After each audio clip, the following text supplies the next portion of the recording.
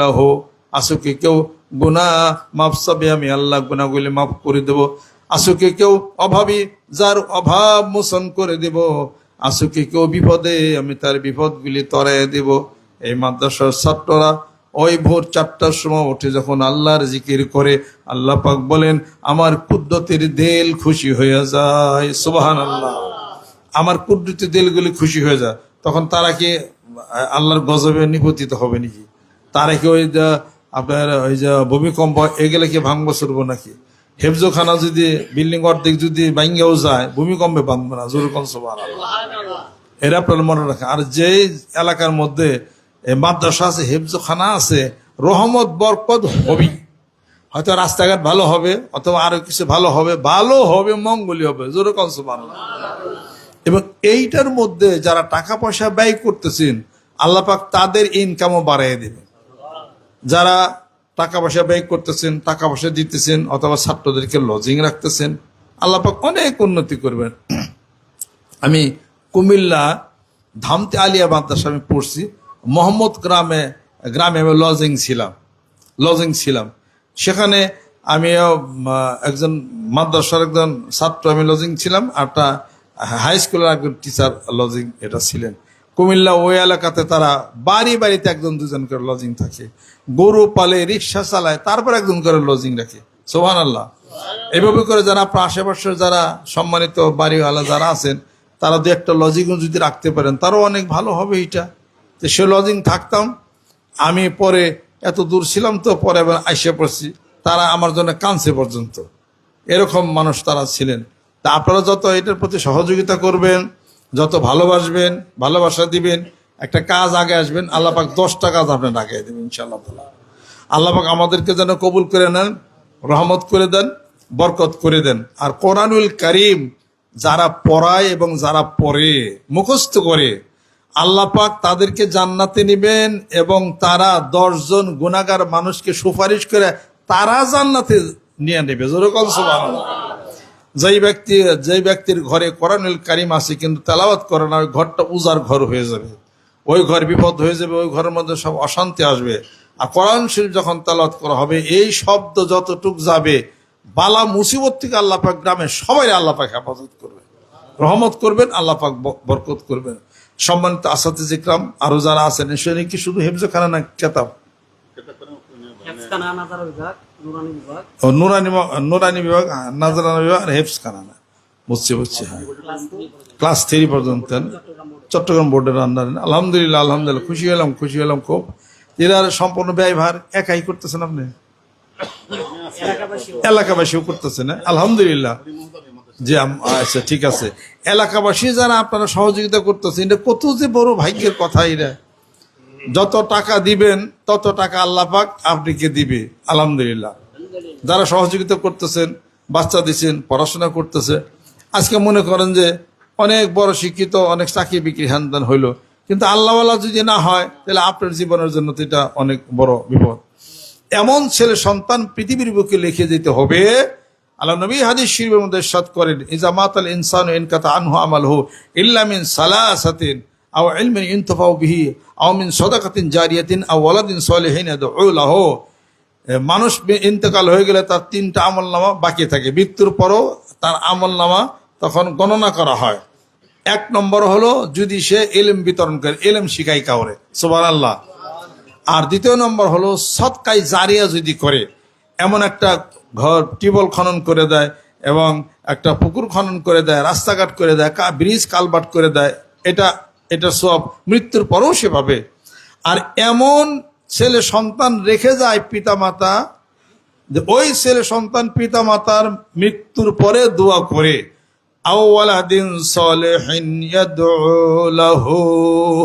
এমন নেককার ছেলে সন্তান পৃথিবীর বুকে ওই পিতামাতা রেখে যায়, ওই সন্তানেরা দোয়া করে, রব্বির হামহুমা কামা রব্বায়ানি সগীরা।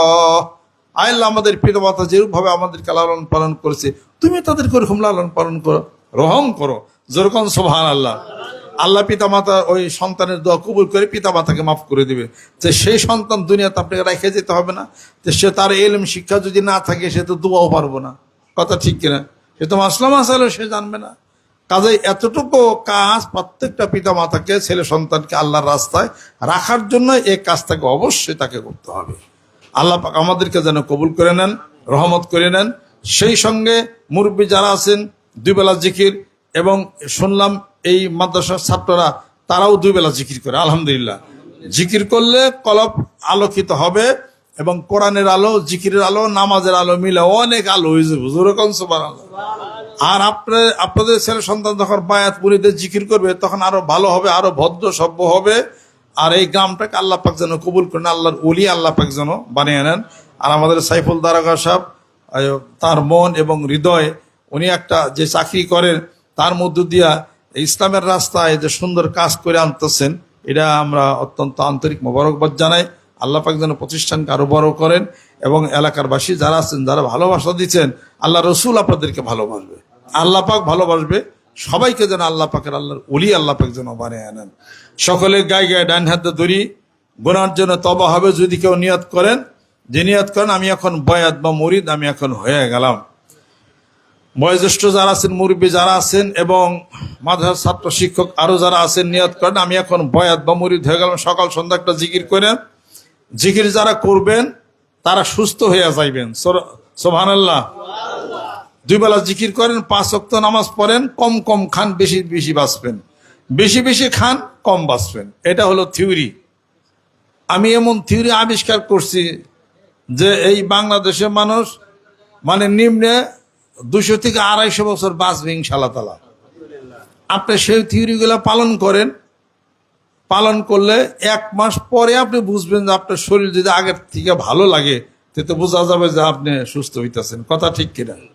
যারা বৃদ্ধ হয়ে গেছেন তারা কি ডরাইছেন নাকি কবে যে মইরা যাই? ডরান তো লাগবো, জুয়ান মানুষও ডরাইবে, কথা ঠিকই। তারপরে আশা তো থাকে আল্লাহ বেশি দিন যদি বাঁচি তো তোমার দিনের খেদমত করতে পারবো, তোমার কোরআনের খেদমত করতে পারো, কোরআনের দাওয়াত দিতে পারবো, জিকিরের দাওয়াত দিতে পারবো। আল্লাহ সুস্থ করে দাও, আল্লাহ হায়াত বাড়ায় দাও, আমি যেন তোমার দিনের ইসলামের খেদমত আমি যেন করতে পারি। নিঃসন্দেহে আল্লাহ পাক আপনার হায়াত ইনশাআল্লাহ তাআলা বাড়ায় দিবে।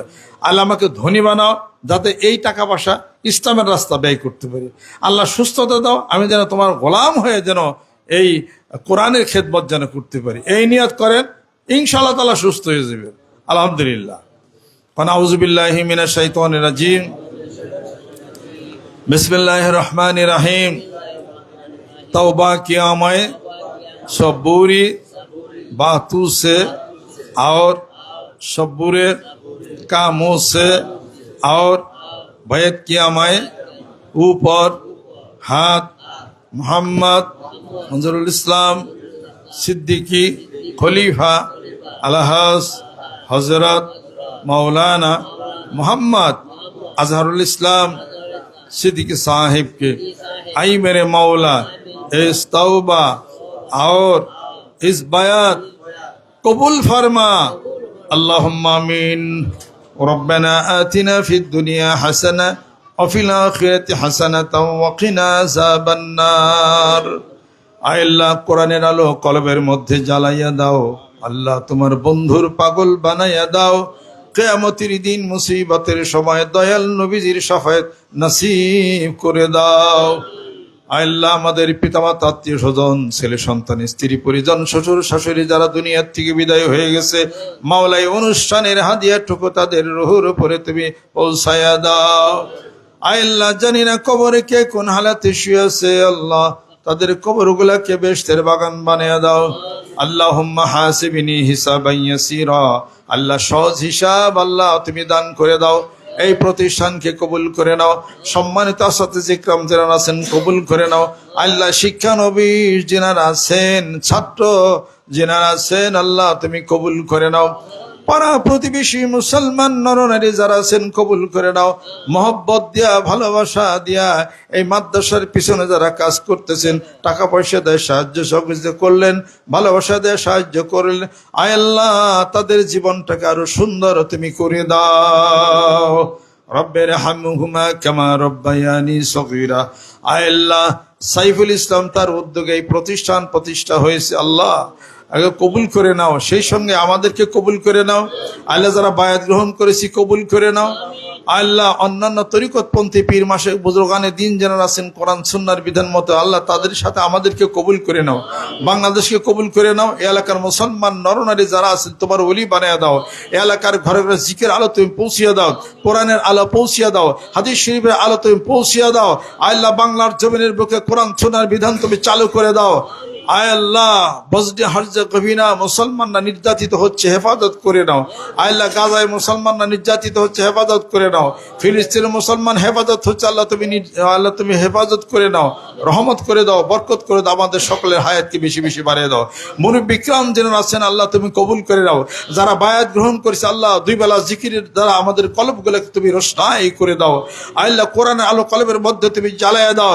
এ কোরআন হাদিসের আলো এই এলাকার ঘরে ঘরে তুমি জ্বালাইয়া দাও। এই মসজিদের সঙ্গে মহব্বত যারা লাগাইছে কবুল করে নাও। এই মাদ্রাসার সাথে মহব্বত করতেছেন আল্লাহ তুমি কবুল করে নাও। তাকাব্বাল মিন্না ইন্নাকা আনতাস সামিউল আলিম ওয়া তুব আলাইনা ইন্নাকা আনতাত তাওয়াবুর রহিম বিহাক্কি কালিমাতি তাইয়্যিবা লা ইলাহা ইল্লাল্লাহু মুহাম্মাদুর রাসূলুল্লাহ। আসসালামু আলাইকুম ওয়া রাহমাতুল্লাহ।